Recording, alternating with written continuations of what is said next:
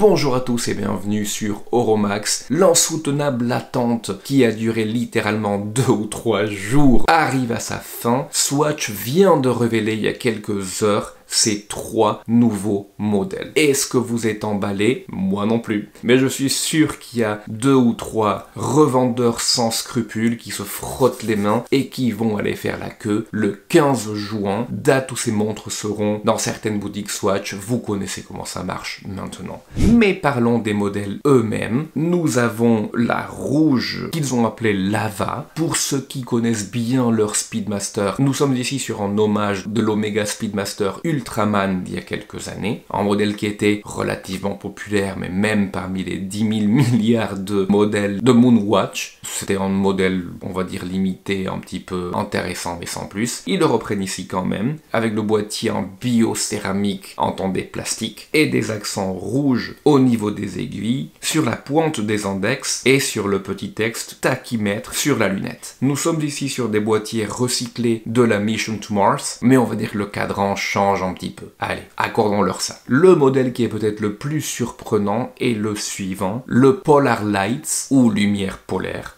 avec encore une fois un boîtier recyclé d'autres Moonswatch par le passé, le même vert que la Mission on Earth, je crois, les mêmes aiguilles vertes également. La différence ici, c'est que vous aurez un cadran aventurine, je parle pas de la pierre, mais du vert de Murano, c'est pas ça du tout. Ça pourrait l'être pour cette gamme de prix, mais vous connaissez Swatch, c'est uniquement des minuscules paillettes argentées. Voilà, bon, ça vous en dit long sur la qualité. La différence ici, c'est que vous avez des cadrans qu'ils appellent radial, c'est-à-dire avec les petits anneaux argentés au lieu de quelque chose d'uni. Idem pour le dernier modèle qu'ils ont appelé tout simplement Désert, très peu inspiré, avec un boîtier qui est, on va dire, top clair et la montre qui ressemble beaucoup au modèle Mercury. Rien de bien inspirant à part ces anneaux autour des sous-cadrans. Encore une fois, rien de spécial ici. Nous sommes sur les mêmes boîtiers plastiques, les mêmes dimensions que les Moonswatch précédentes. Globalement le même prix, ce qui est peut-être le seul aspect positif, 275 €, et c'est à peu près tout.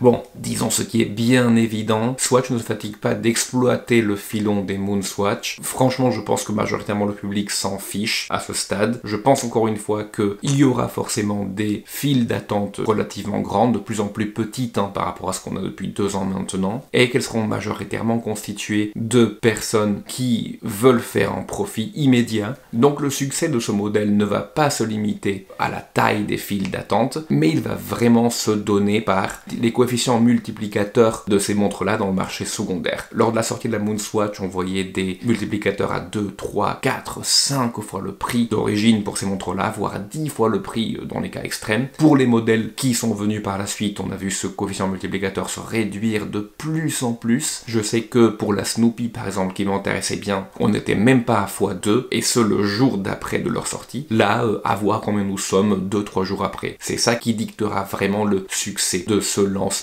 Je pense à ce stade que Swatch ne cherche qu'à faire de la pub autour de ce modèle-là. Je pense même pas qu'ils espèrent gagner beaucoup d'argent. La problématique, c'est qu'ils continuent à dégrader le bon nom d'Omega. Mais bon, voilà, ça c'est mon opinion à moi. Ça se peut que vous ayez une opinion totalement différente. Ça se trouve, vous allez adorer ces modèles. Dites-moi ce que vous en pensez dans les commentaires ci-dessous. Est-ce que trop c'est trop? Bon, on l'a déjà dit il y a 1 an et demi que trop c'était trop, mais bon, ils écoutent pas du tout. Ou est-ce au contraire, vous adorez ces modèles et vous serez le 15 juin devant votre boutique avec vos 275 € en main pour acheter ce modèle de suite, pour la garder pour vous parce qu'elle vous emballe complètement. Bien évidemment, n'oubliez pas de vous abonner à la chaîne. Contrairement à la Moonswatch, je vous propose des montres qui sont vraiment de bons rapports qualité-prix. D'ailleurs, je vous en parle ici. Si vous aimez les chronographes, regardez ces vidéos-là sur la Baltani et d'autres chronographes qui sont bien moins chers et bien plus intéressants que la Moonswatch. Merci bien, on se voit très bientôt dans cette vidéo ou un peu plus tard sur une prochaine. Au revoir.